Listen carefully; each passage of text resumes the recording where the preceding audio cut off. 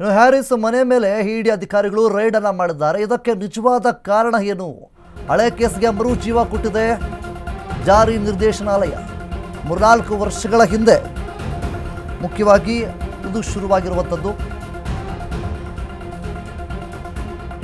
ಆದರೆ ಈಗ ದಿಢೀರ್ ದಾಳಿ ನಡೆಸಿ ಇಡಿ ಅಧಿಕಾರಿಗಳು ಶೋಧ ಕಾರ್ಯವನ್ನು ಮಾಡಿದ್ದಾರೆ.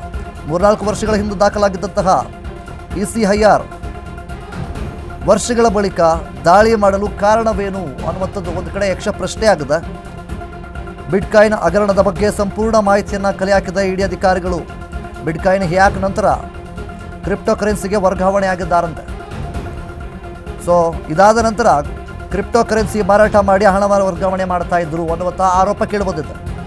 ಇದೇ ವಿಚಾರವಾಗಿ ತನಿಖೆ ಕೈಗೊಂಡಿದ್ದಂತಹ ಇಡಿ ಅಧಿಕಾರಿಗಳು ಈಗ ಸುದೀರ್ಘವಾಗಿ ತನಿಖೆ ನಡೆಸಿ ಮಾಹಿತಿಗಳನ್ನು ಸಂಗ್ರಹ ಮಾಡಿದ್ದಾರೆ, ಮಾಹಿತಿಗಳನ್ನು ಕಲೆ ಹಾಕಿದ್ದಾರೆ. ಬಿಟ್ಕಾಯಿನ್ ಆಗಿರ್ಬೋದು, ಕ್ರಿಪ್ಟೋ ಕರೆನ್ಸಿ ವರ್ಗಾವಣೆ ಆಗಿರ್ಬೋದು ಮತ್ತು ಅದರ ಜೊತೆಗೆ ಹಣ ವರ್ಗಾವಣೆ ಬಗ್ಗೆ ಸಾಕಷ್ಟು ಮಾಹಿತಿಗಳನ್ನು ಸಂಗ್ರಹ ಮಾಡಿದ್ದಾರೆ ಇಡಿ ಅಧಿಕಾರಿಗಳು. ಇದರಲ್ಲಿ ಯಾರ್ಯಾರೆಲ್ಲ ಭಾಗಿಯಾಗಿದ್ದಾರೆ, ಯಾರ್ಯಾರಿಗೆ ಎಷ್ಟೆಷ್ಟೆಲ್ಲ ಹಣ ವರ್ಗಾವಣೆ ಆಗಿದೆ, ಯಾವ ರೀತಿಯಲ್ಲಿ ತಲುಪಿದೆ ಅನ್ನುವಂತಹ ನಿಟ್ಟಿನಲ್ಲಿ ತನಿಖೆಯನ್ನು ಮಾಡಿದ್ದಾರೆ. ಎಲ್ಲ ರೀತಿಯ ಮಾಹಿತಿ ಕಲೆ ಹಾಕಿ ಬಹುದಿನಗಳ ನಂತರ ದಾಳಿಯನ್ನು ಮಾಡಿದ್ದಾರೆ. ಇಷ್ಟು ದಿನಗಳ ಕಾಲ ವೇಟ್ ಮಾಡಿ ಎಲ್ಲ ಮಾಹಿತಿಗಳನ್ನು ಸಂಗ್ರಹ ಮಾಡಿಟ್ಕೊಂಡು ದಿಢೀರನೆ ಏಕಾಏಕಿಯಾಗಿ ದಾಳಿಯನ್ನು ಮಾಡಿದ್ದಾರೆ. ಮರೆತು ಹೋಗಿದ್ದಂತಹ ಕೇಸ್ಗೆ ಮರು ಜೀವ ಕೊಟ್ಟಿದೆ ಇಡಿ ಅಧಿಕಾರಿಗಳು. ಎಲ್ಲ ರೀತಿಯಾದಂತಹ ದಾಖಲೆಗಳನ್ನು ಸಂಗ್ರಹಿಸಿ ದಾಳಿ ಮಾಡಿದ್ದಾರೆ ಇಡಿ ಅಧಿಕಾರಿಗಳು. ಇನ್ನು 3-4 ವರ್ಷಗಳ ಹಿಂದೆ ದಾಖಲಾಗಿದ್ದಂತಹ ECIR ಆದರೆ ಈಗ ದಿಢೀರನೆ ದಾಳಿಯನ್ನು ನಡೆಸಿದ್ದಾರೆ ಇಡಿ ಅಧಿಕಾರಿಗಳು. ಯಾಕರ್ ಶ್ರೀಕಿ ಮತ್ತು ನಲ್ಪಾಡ್ ಪರಿಚಯವೇ ಇಂಟ್ರೆಸ್ಟಿಂಗ್ ಆಗಿದೆ.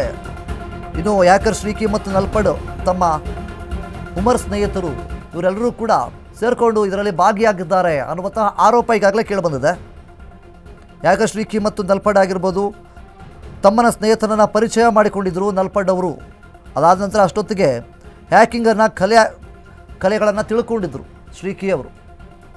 ಸೊ ಈಗ ಇಡಿ ಅಧಿಕಾರಿಗಳು ಇಷ್ಟು ದಿನಗಳ ಕಾಲ ಎಲ್ಲ ಮಾಹಿತಿಗಳನ್ನು ಸಂಗ್ರಹಿಸಿ ಯಾರ್ಯಾರೆಲ್ಲ ಇದರಲ್ಲಿ ಭಾಗಿಯಾಗಿದ್ದಾರೆ, ಎಷ್ಟರ ಮಟ್ಟಿಗೆ ಹಣ ವರ್ಗಾವಣೆ ಆಗಿದೆ, ಎಷ್ಟು ಹಣ ತಲುಪಿದೆ ಅನ್ನುವಂತಹ ನಿಟ್ಟಲ್ಲಿ ಎಲ್ಲ ದಾಖಲೆಗಳನ್ನು ಸಂಗ್ರಹಿಸಿ ದಿಢೀರನೆ ಏಕಾಏಕಿಯಾಗಿ ಇಡಿ ಅಧಿಕಾರಿಗಳು ದಾಳಿಯನ್ನು ಮಾಡಿದ್ದಾರೆ.